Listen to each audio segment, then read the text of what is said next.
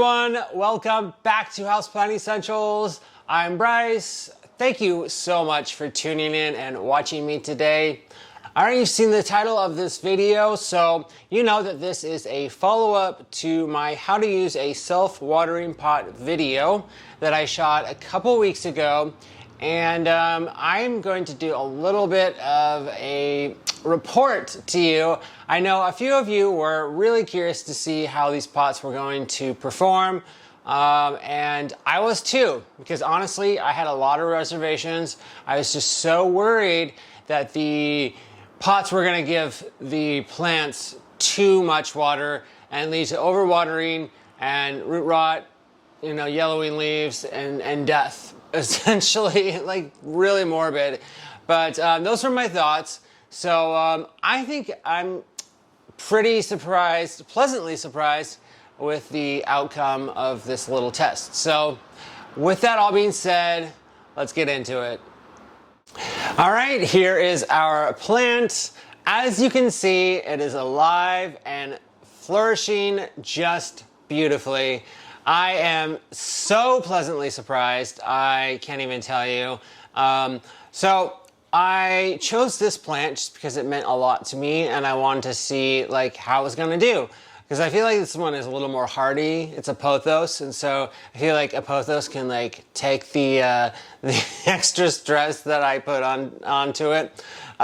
So anyway, now I filled this up when I first started this little test a couple weeks ago, and you know I repotted it into this pot, and so here's my little report back to you.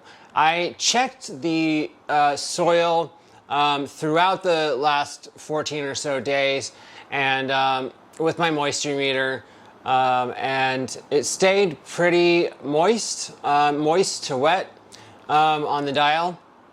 If you know what I'm talking about, it says like there's dry, moist, and then wet. So it kind of stayed in between wet and moist. So it wasn't overly saturated, so that was good. Now I did water it.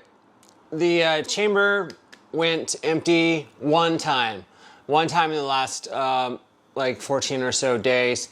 And so I didn't wait to let it dry out or anything. I immediately put water back into the bottom chamber, and here it is again. You can kind of see where the water level is right now. That's about 2/3 of the way empty. Are you a glass half full or a glass half empty kind of person? There's a thought for you today. Watering these is super easy. It's super easy. You just take your watering can and you put it right here into the little hole. You just do it kind of slowly, otherwise it'll back up and it'll spill a little bit. But yeah, the plant looks really healthy. It obviously is not overwatered, and it's still got new growth. I mean, it's beautiful. So I was gonna just show you real quick where the moisture level was. So I'm going to bust out my moisture meter. If you don't have a moisture meter, I suggest you get one. Check out the link above to watch my moisture meter video. So I'm going to go ahead and just spin this around here. And then I'll show you. So right now, see if you can read that. It's kind of dark, I apologize. It's in the wet zone, so that's fine. As long as it's not like dying and have yellowing leaves and stuff, that's like the most important thing.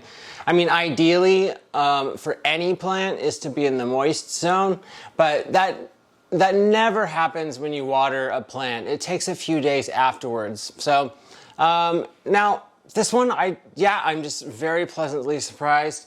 I really don't have much else to say except that I'm going to continue keeping this one in this pot. All right, I feel like it's doing well, and you know, even with like this chamber down below, you can still fertilize it and give it nutrients and stuff. So that's so easy. Now, if you like had the idea that you should let it dry out a little bit, I have something to show you here in a second. All right. All right, here is our surprise little friend. This is my adorable little neon pothos. I love this plant so much. And I kind of took it upon myself to do a little separate experiment with this one, because this one sits in different conditions. Now, I kind of decided to put it in a self-watering pot because it started getting yellowing leaves, and I just couldn't have that. And I wanted to see if I could somehow resurrect it, or, you know, see what I could do.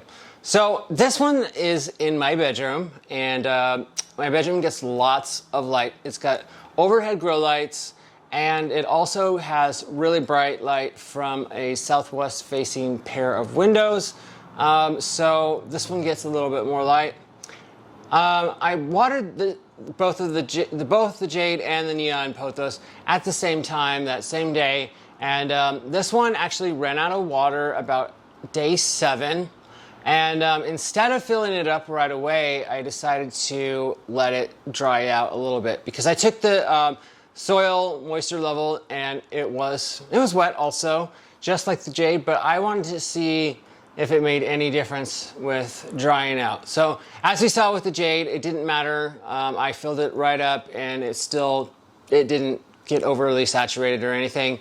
But this one, I just thought I would try that, and I did. So this one, it's been, 7+ more days, and it's empty again. So that being all said, it's obvious to me that the amount of light that it gets is really important, because this one again gets really bright indirect light, and the jade gets just grow lights. So I think that makes a huge difference. So, depending on where you have it hanging, that's gonna make a difference in how often you water, all right? So, but this one's doing really well. I'm very pleased. It has not had any yellowing leaves at all, and so I'm gonna keep this one also into this self-watering pot. All right, that brings me to my summary and the end of my video today. So overall, I find that these pots are just great. I think that they are so easy to use, they are so convenient, and they will make your houseplant care just that much easier. Now, the conclusions that I come to, basically, these plants both did extremely well.